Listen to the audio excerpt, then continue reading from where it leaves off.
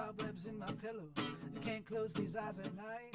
When you think of blind musicians, Roy Orbison comes to mind, or Stevie Wonder, even Canada's own Jeff Healey. But there's another Canadian who's starting to make a name for himself, Ottawa-based Lucas Haneman. I'm singing to the distance every time you say you've got to leave. That's The Truth, the musical history of Lucas Haneman. When I was young, I really was obsessed with music, and that has stuck with me to this day. I'm not a player who holds back. I go for things sometimes if they're a little bit beyond my capability. Somehow I end up at the finish line, scrapes and bruises and all. Lucas is always pushing his guitar playing boundaries, and he doesn't shy away from difficult styles of music or even instruments. Take, for example, the 8-string fan fret guitar made by Ottawa guitar builder Pat Hawley. It's a really cool guitar. It's really unique. It's something I dreamt up, and he made it a reality, so that's very cool.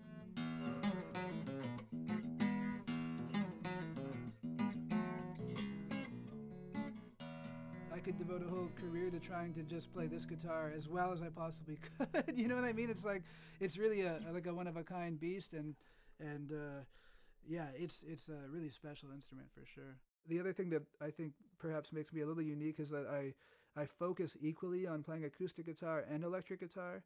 I've done a lot of both, and I certainly I feel lucky that I've worked hard enough on both that I think I've developed a sound on both the acoustic guitar and the electric guitar. Lucas easily makes the switch to his electric guitar as his band starts rehearsing for an upcoming gig.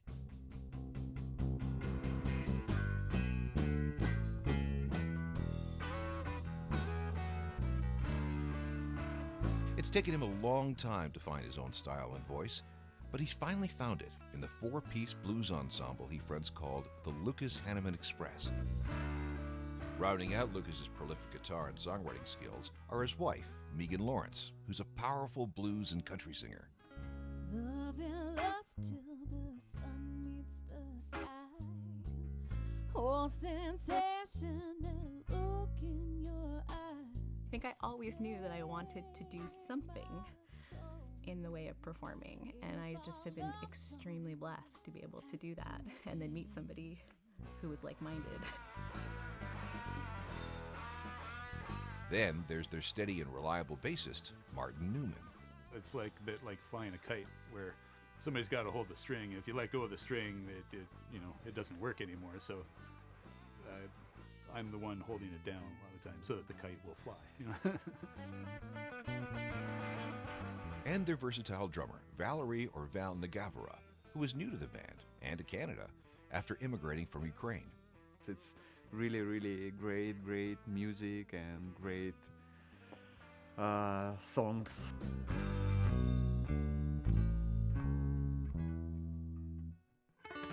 Any type of music beautiful if people love it and do it with heart. Lucas's ability to keep pushing his own limits can be traced back to the fact that he's never let a visual impairment stop him from doing anything. I don't really feel that having a visual impairment holds you back from being a guitar player. To me, my visual impairment actually gives me an upper hand as a musician. I truly feel that if you use your ears, after all, it is music, right, that we're talking about. So if you use your ears as much as you possibly can to learn how to play an instrument, you're actually probably going to learn a little bit faster and have a bit of a deeper connection with your instrument. For the styles of music that I focus on, which are more blues and roots-based music, funk, a little bit of jazz, things like that, certainly using your ears is actually helpful.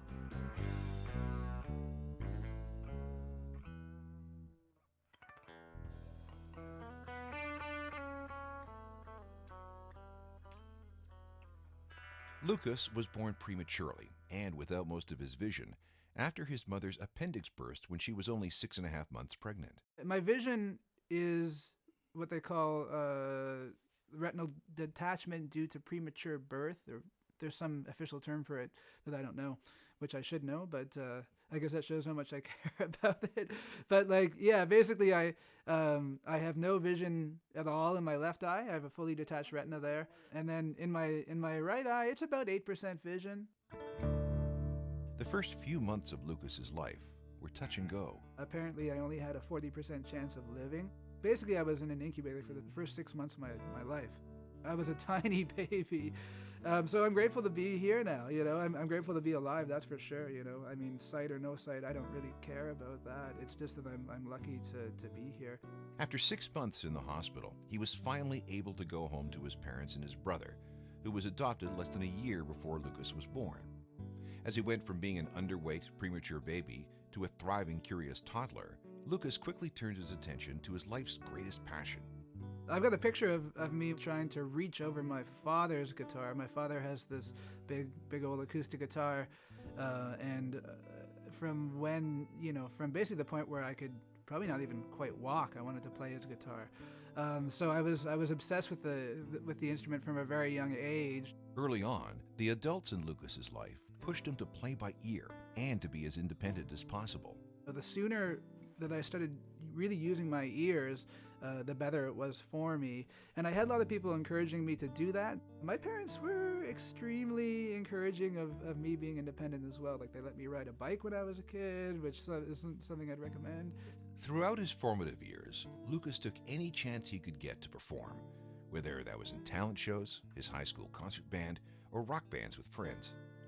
After high school, even though his musical style was all over the map, he decided to study jazz at Concordia University. I wanted to keep doing what I was doing, musically speaking, like all these different styles, but have, you know, be certainly influenced by what I was studying at school. And I had heard great things about Concordia being a good school for that, and it certainly was. I learned a lot at Concordia, but I also kept playing blues and funk and all these other styles of music. It's a piece called New Beginning. Despite the fact that he was now studying jazz full-time and juggling his regular course load, Lucas continued gigging with multiple bands and playing different styles of music. In university, at one point, I had 3 weekly gigs. Like, I was actually doing almost too much. From a young age, I was always doing this. Like, I've never had another job. I'm very lucky. After university, Lucas kept up this hectic pace and released a solo jazz album, 2011's This Is What's Up. But it wasn't until 3 years later that his career really started to take off.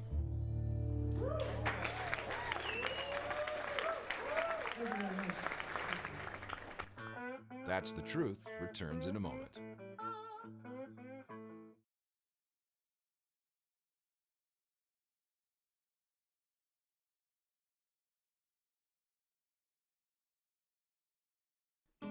That's the Truth. The musical history of Lucas Haneman is back. After releasing his jazz album in 2011, Lucas spent the next 3 years bouncing from band to band to band. Then, in 2014, feeling like his musical style was out of control, Lucas decided to start his own band. I kind of tried to play everything when I was younger, and definitely into my mid-20s, I tried to play every style of music I possibly could. And then eventually I kind of said, okay, I've had enough. I've got to just focus on one thing and really try to do it the best I can, which is my band, the Lucas Haneman Express.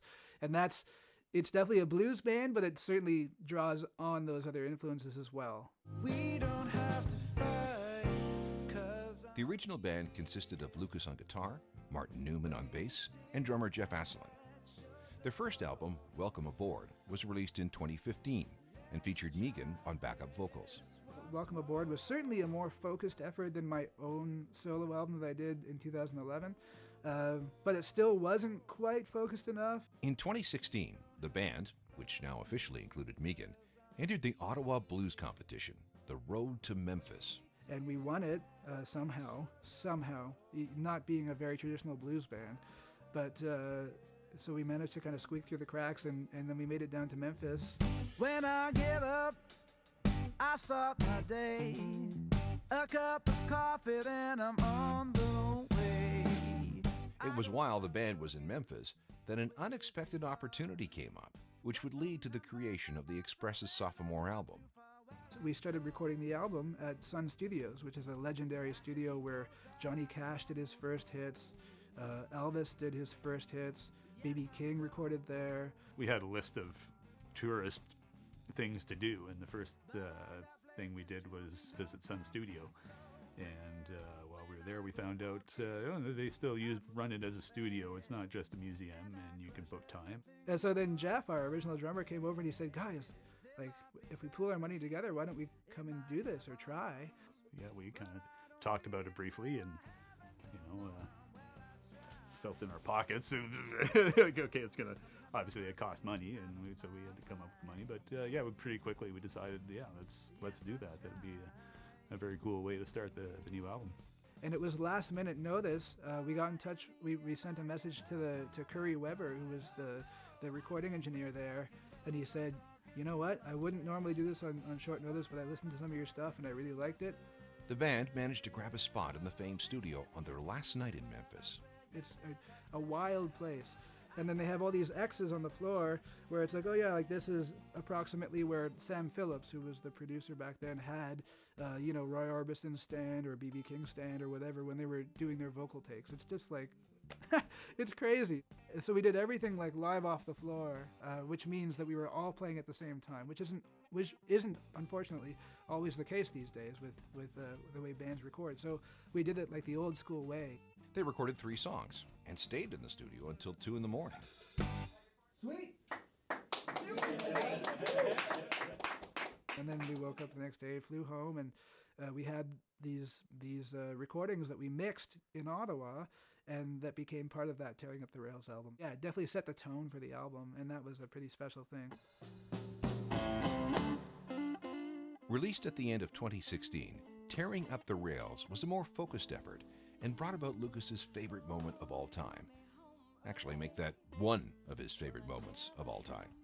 We had the chance to open for the Dave Matthews Band at Blues Fest, which for me was like the best moment of my life. Well, okay, getting married was the best moment of my life, but this and my daughter's birth. But this was right up there. Thank you so much, guys. You guys looking forward to Spencer Lee and Dave Matthews Band? I know I am. Oh yeah. This next one's gonna feature Megan Laurence. We're gonna take it down slow blues called That's the Truth. One of the songs from the album, called That's the Truth, proves that the inspiration for a song can come from unexpected places. That's the Truth is a song that I wrote during a period of frustration when we were having some renovations done in our house, where I found that this person who was renovating our house he's always at the neighbors' houses doing work on their houses, and so like we're waiting and stuff like that. And Megan was like, well, write a song about cheating because he's cheating on us with our neighbors, And I was like, oh, that's interesting. You say you'll be the baby, all you do is cheat. Well, the album Tearing Up the Rails helped the band increase their exposure, bringing them more fans and more recognition. By 2018, the band was back in the studio to record their third album, Catch the Westbound, which turned out to be much darker than the others. Every morning, 7 a.m., makes him breakfast and she pampers him. And I was also really influenced at that time by like old blues, like pre-12-bar blues, really old school stuff, and like the murder ballad tradition, which again is like the Catch the Westbound album has a lot of dark subject matter on it. What it do to me when it took me to a place so low. There's a song called Devils in My Grave, which is kind of our magnum opus, so to speak. It's like it's a big, long song, but it's to me, in terms of the lyric and the depth of the writing, that's a song I'm very happy with. It's basically about a man who drinks the devil's potion, so to speak, and ends up having conversations in the afterlife with the devil. It's a very dark kind of thing. One night I faltered and the devil took hold. I drank his potion, I drank it slow. I thought that you'd never know. So far, audiences are responding well to the new record. We made it up to the top 5 on the Canadian Music Report chart. So it was kind of surreal, seeing our name above like Alicia Cara. I am to blame. I'd say it has a bit more commercial appeal. And like one thing I say about that album is it's kind of blues for people who don't like blues.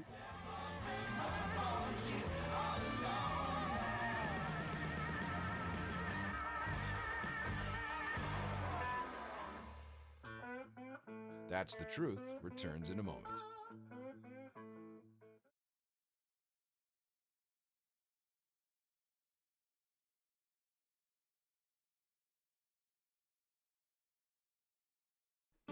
That's the Truth. The musical history of Lucas Haneman is back. All right, headphones on. You need those to start. Okay, here we go.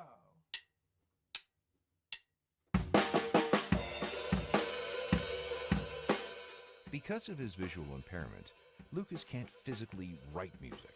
So Lucas writes music in his own way. Today he's working on a song for the next album called When I'm With Her. It's kind of a weird process because I can't write music. Like physically I can't write it. It's easier for me just to make demos and then show those demos to the band, rough ideas of their parts, and then they'll make it infinitely better. Lucas is able to write this way because of his vast musical abilities. Not only does he play guitar, he also sings and plays bass and the mandolin. He even plays a pretty mean set of drums. Usually I'll start with some kind of a hook, some kind of a melody, beat on the guitar or a vocal idea. I'll record that into my phone, and then what I'll do is I'll go to my soundproof room in my house where the drum set is, and I'll basically think about the whole form of the song. Now it's like you want to write something that's going to really grab people right away. So yeah, that can start with a guitar hook, it can start with a vocal line, or it can start with, in my case, like a drum groove as well. So we got this groove.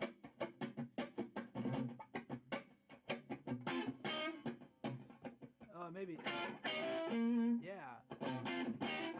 That's bluesy, I like that. Once all the tracks are recorded, Lucas listens to each of the tracks on the computer before putting them together in a rough demo.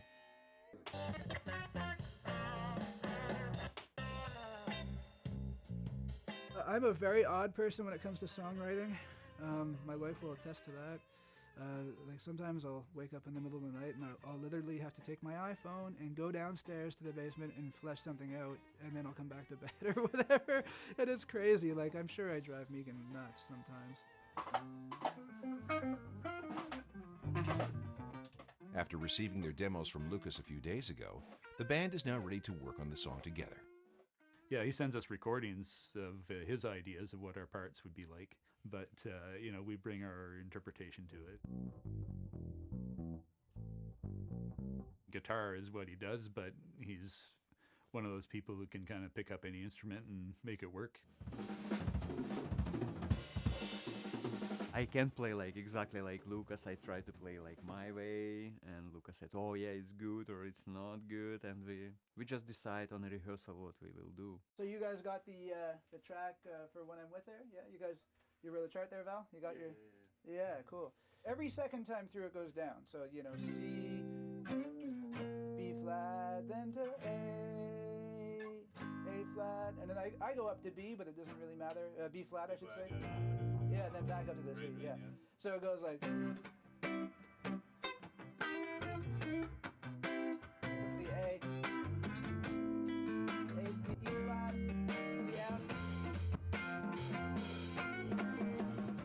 Lucas knows what he wants, and he knows that we can give him what he wants too. He's looking for our sound and our approach.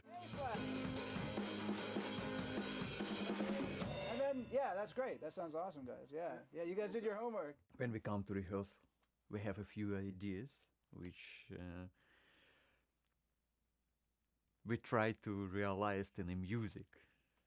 If it's work, Lucas say, "Oh, good," or something. "Oh, we need to change something." And some ideas can come from bass, from drums. It's about music, not about words.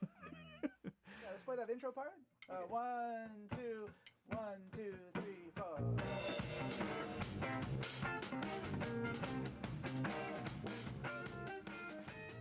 Once the band has the gist of their parts figured out, it's time to add Megan's sultry vocals to the mix. Should we give it a try, guys? Might as well. Yeah? 1, 2, 3. Drop your fears in the river, watch them crash like waves do. Cleanse your soul and shiver, let that love wash over you. He's got that energy that he's always going for something more, he's always reaching for something that, is he going to make it? Is he going to pull this off? So he's a really exciting kind of player to listen to. Yeah. So you do the...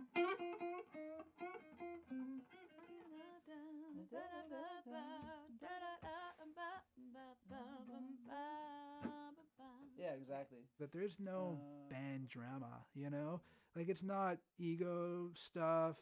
I mean, it's very easygoing. It's very much about the music and putting that music first, which is something that I always wanted when I was young. But it just takes a long time to find it sometimes, and I'm so happy I did. Feel I can fly. You know that I can touch the sky. When I kiss her, let me stay with her. When I'm with her, I feel I could die. And tell the world that I was satisfied. Can't resist her. When I kiss her, let me stay with her.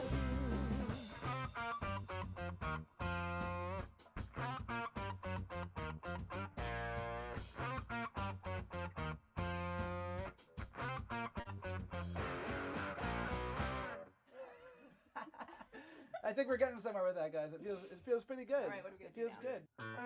That's the Truth returns in a moment.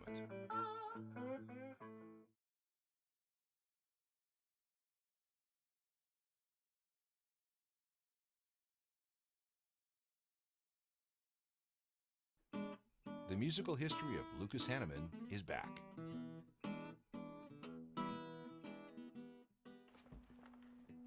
Well, the Lucas Haneman Express has been gigging like crazy and growing in popularity for the past 6 years.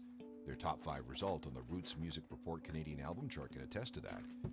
Recently, Lucas and Megan decided to start a new venture. Megan and I went down to Memphis, Tennessee again for the International Blues Challenge, but this time it was in a different category. It's what they call the solo duo category. And we were lucky. We were one of only 2 Canadian acts to make the semifinals, so we did really, really well. I take my acoustic guitar out. It's a very different vibe than the full band, and Megan and I do our duo thing, which is a different can of worms. For Megan, getting on stage with Lucas and the Express has given her a second chance at a career that was almost ended by a very nasty side of the music industry, body shaming. For the beginning part of my career, which would be around the age of 11 to 16, I did a lot of performing.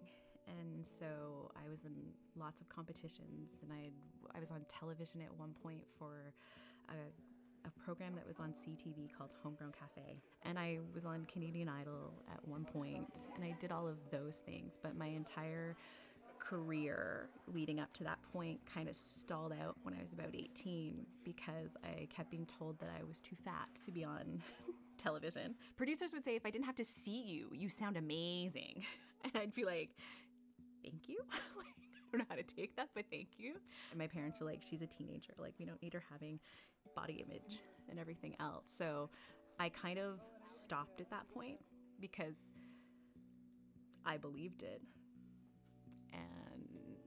And that's the hard part, is that eventually when you keep hearing you're fat, you don't look good, you begin to take that on and you begin to think, yeah, there's really no point.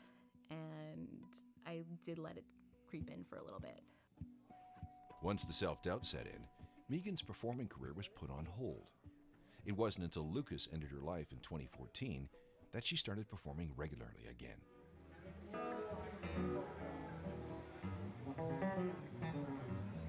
It was kind of nice because when I met Lucas, he just fell in love with the voice.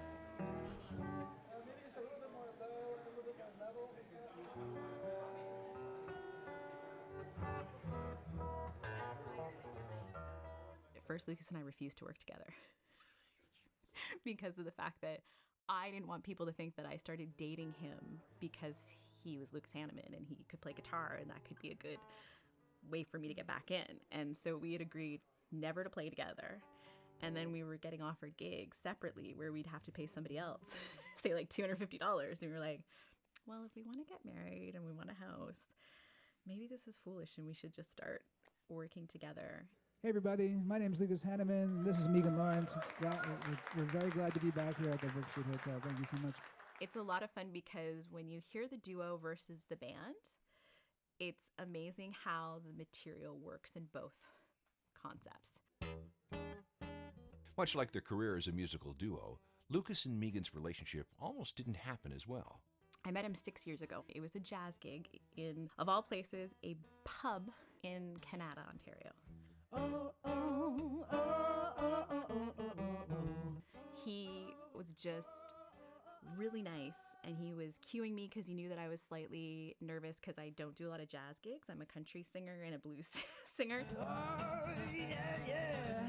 I knew you knew me. Everything was fancy free till you left me there for dead. Left these ghosts calling. I noticed that Megan had a tremendous voice. Lord, it's weighing on my mind. And was an extremely beautiful person on top of all of that. And so we kind of hit it off, although she was there with a friend of hers who I was convinced was her boyfriend. He thought I was going out with my best friend, who I wasn't. And at the end of the gig, we're talking, and he was really, really nice, but he said he had a girlfriend when he was talking. He was like, my girlfriend and I like to listen to vinyl.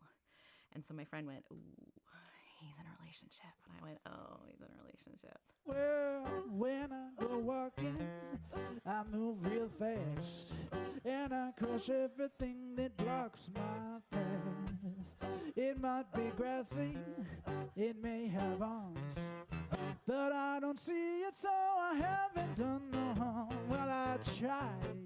Apparently, I made it seem like I had a girlfriend, even though I didn't at the time. So it was like this big miscommunication. The two later ran into each other at various local events. She'll claim that I blew her off for the first couple times we saw each other after that. I had already kind of run into him a couple more times in between there, and he had technically blown me off, where he walked by me and I was like, hey, Lucas, and he just kept going. I didn't mean to, that's for sure. If we get hitched, we'll be bound. I mean, he is visually impaired, so yes, he always says, I didn't know you were there. And I'm like, I guess I have to take that as the truth. Oh no, I think we're talking, but I'm talking to myself. No. Why am I talking to myself? In the end, it was up to Megan's friend Jenner to play matchmaker. Not only did he convince Megan to take one last chance on Lucas, he also made it explicitly clear that they were not a couple.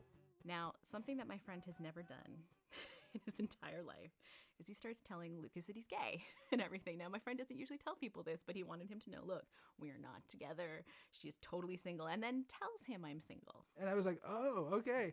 And they were like best friends. And I was like, okay, this is awesome. You left me high in trouble, baby. I don't lie, that's the truth.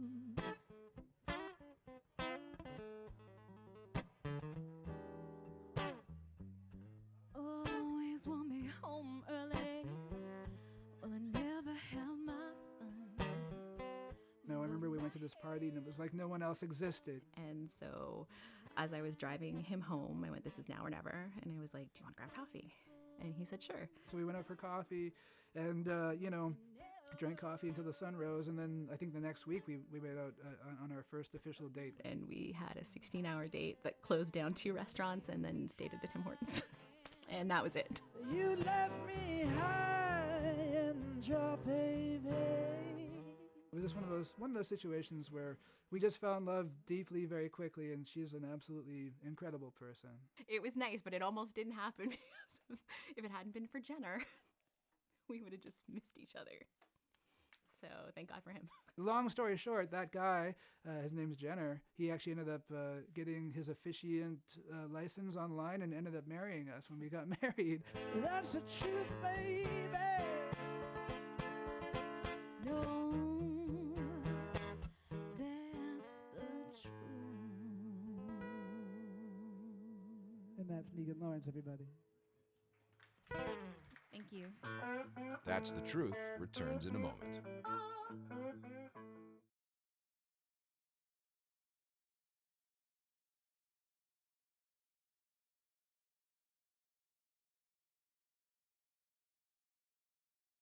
That's the Truth. The musical history of Lucas Haneman is back. Since picking up the instrument as a toddler, Lucas has amassed quite the collection of guitars. I love all kinds of guitars. I have everything from like very cheap kind of import guitars that sound great to all the way up to handmade guitars. With his collection already numbering 14, at this point picking a favorite would be impossible. I could tell you my top 4 instruments that I own, but I can't tell you one guitar. I just can't. I can't tell you one guitar that I love the most. I just can't. It's too hard. They're like children. You have to love them all. This is a bit of our tune, Cold, Cold Front.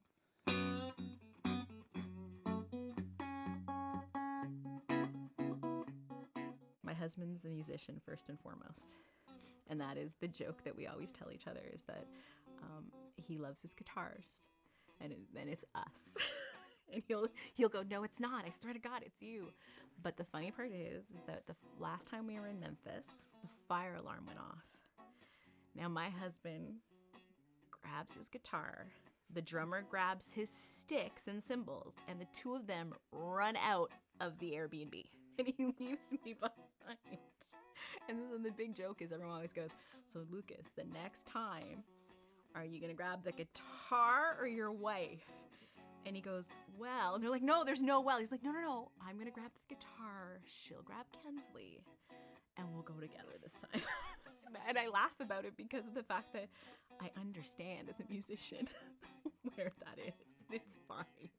It doesn't mean anything bad. It doesn't. I'm the human person that he loves first, along with Kensley. But the guitar does take the precedence, and that's all right.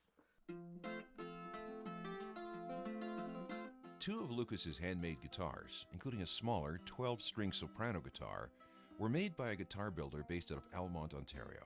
I met Peggy White at the gig of a local fantastic musician named Terry Tufts. I was asking around, I said, what's that guitar that Terry's playing? It sounds so good. And someone walked over and they found out that not only was it a Peggy White guitar, but Peggy was also in the audience that day to watch Terry play. Both the guitars that Peggy made for me, the wood that she used is just out of this world. They're just breathtaking instruments. Peggy really has her own aesthetic quality in her guitars. She makes absolutely gorgeous instruments, and I think that's saying something about her personality and her as a person. Peggy White has been building guitars in her studio in Almont since 2017.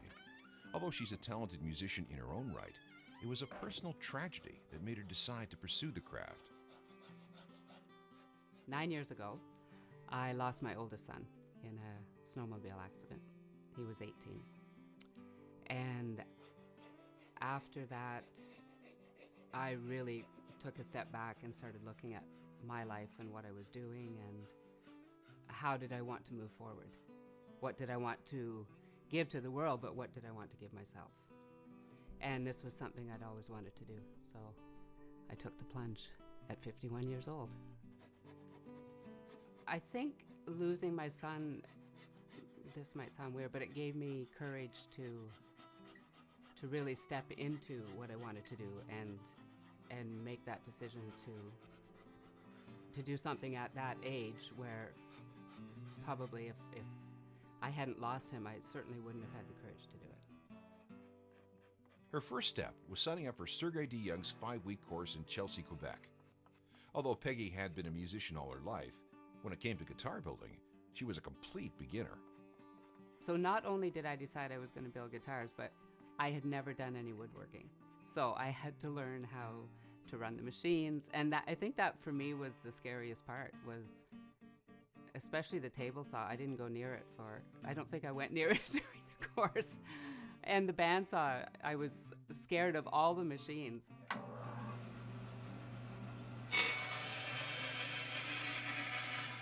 After building a full guitar and starting a second in Sergei's course, Peggy continued her education apprenticing under world-renowned guitar builders Linda Manzer and Michel Pellerin.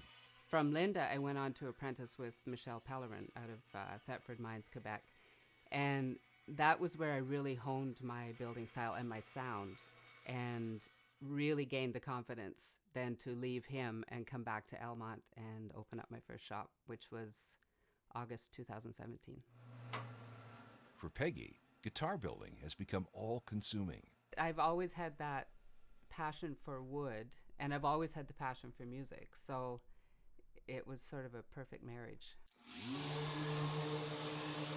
I'm thinking about building pretty much 24/7.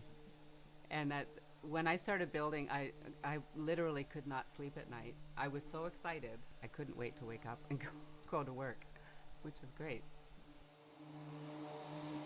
Having experience as a musician, both as a singer-songwriter and backup musician, has definitely helped Peggy hone her skills. I personally think it's really important that you are a player, because I don't know how you would figure out the feel and the sound and things like that that are so important if you're not a player. With over 200 hours of work going into each guitar, seeing musicians like Lucas play her creations make the long hours and dedication to her craft worth it. I have so many favorite players. Girl, you blew my voice out. And a lot of them are playing my guitars. So Lucas is absolutely at the top of the list. I'm singing to the distance every time you say you've got to leave. Because of Lucas's unique playing style, building guitars for him posed some unique challenges. You can't label him. There's no style. He plays blues. He sent me a recording of this beautiful fingerstyle. I didn't even know he could play like that. I've heard him play country. I've heard him play Middle Eastern style. He can play anything. He's so diverse.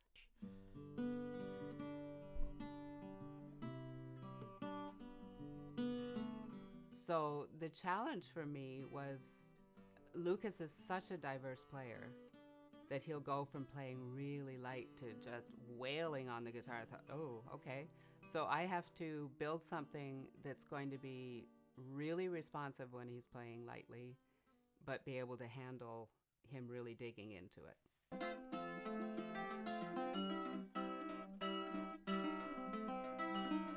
It means everything.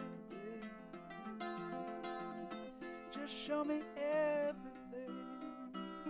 I can't think of anything that would bring me more joy than building guitars. It's a great guitar. My son is in every guitar I make. That's the Truth returns in a moment.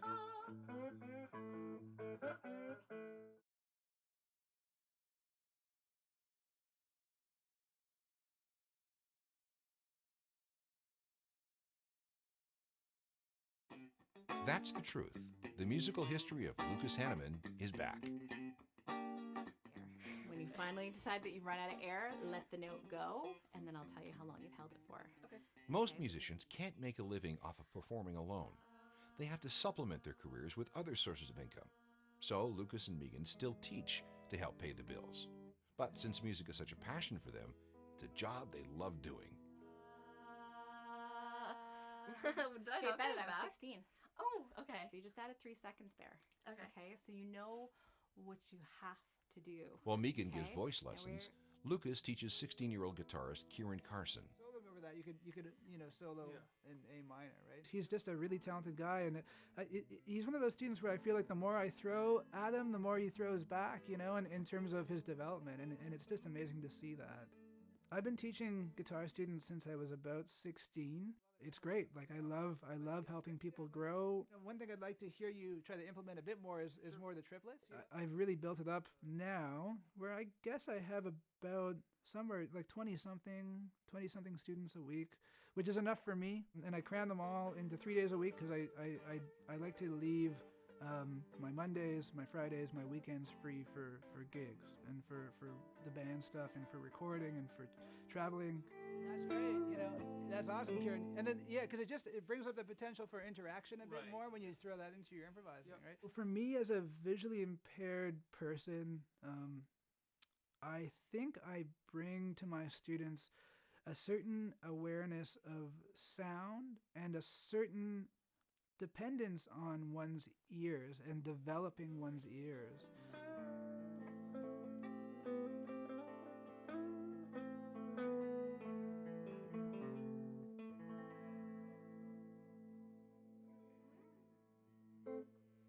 Nice. Good job.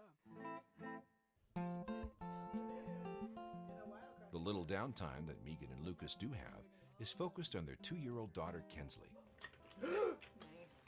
Oh, you're helping Daddy. Oh. Sometimes I just pinch myself because if I'm being totally honest, I never thought I would have a family. I'm making some kind of a spaceship or something. Do you want to help me make my spaceship? It's just completely opened up my heart in a new way. You know, one thing I love about having kids is that it kind of can bring you back to your childhood. Okay. Or the other one. Do you want these two pieces? One of the most heartfelt songs off the Catch the Westbound album is To Be Brave, which was written just for Kensley. It's a song about being brave enough to follow your dreams. Can't wait till the stars align. You can't wait for the phone to ring. The blues come whether you're a fool or king. When I was young, I used to draw, believe it or not. and I used to draw pictures of how I pictured myself when I was 25, you know. I always had a guitar in my hand. I'm really fortunate, and so is my wife Megan, that we both knew from a very young age exactly what we wanted to do. The morning comes, the brand new dawn, and so wild. We're going to keep on keeping on. Where it might go, it's hard to say it. I'm not going to get rich and famous, but that's not why we do it now. You do it because you need to do it, and we're going to keep on doing it. We're very lucky that this is our life and that we get to do this with the people we love. For now, the Lucas Haneman Express is going to continue working hard and doing what they love. I'm not someone who ever gets stagnant. I am someone who's always looking towards the next thing, and I'm never really satisfied with where I'm at. I definitely am not yet where I want to be. Now's the time, baby, to be brave. With 4 albums under his belt and at least 2 more in the works, Lucas knows firsthand that having a visual impairment doesn't have to hold you back from doing what you love in life. I would tell parents who have a blind child that's an infant, I would say it's going to be okay. This fake tattoo lets you know everything in life is revolving. We all find our own ways to do what we want to do in life. It's just that if we have a quote-unquote disability, we might do it differently. So the biggest thing for parents who have a disabled child of any kind would be let that child be independent. Force yourself to let that child follow their dreams. And also let that child explore the world and be creative, because you never know what someone will be, and you never know what they will have the chance to become. It means everything. Oh yeah. It means everything. Just show me everything.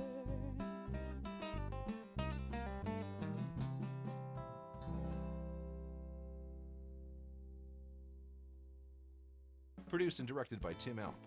Writer and story editor, Maureen Carter. Additional writing, Tim Alp. Narrator, Alan Cross. Director of photography, Stefan Szymanski. Camera operator, Tim Alp. Production manager, Gail Nakamoto. Production assistant, Mason Alp. Location audio, Frederick Edwards. Editor, Tracy Bassinas. Assistant editor, Riley Alp. Junior editor, Mason Alp. Video footage courtesy of Darcy DeToni, RBC Ottawa Blues Fest, Neville Carney, and Wayne Haneman. Photographs courtesy of Wayne and Darcy Haneman and Neville Carney. Integrated Described Video Specialist, M. Williams. Regional Content Specialist, Karen McGee. Coordinating Producer, Jennifer Johnson. Director of Production, Karen Nye. Director Programming, Brian Perdue. VP Programming and Production, John Melville. President and CEO, David Arrington. Produced by Mountain Road Productions.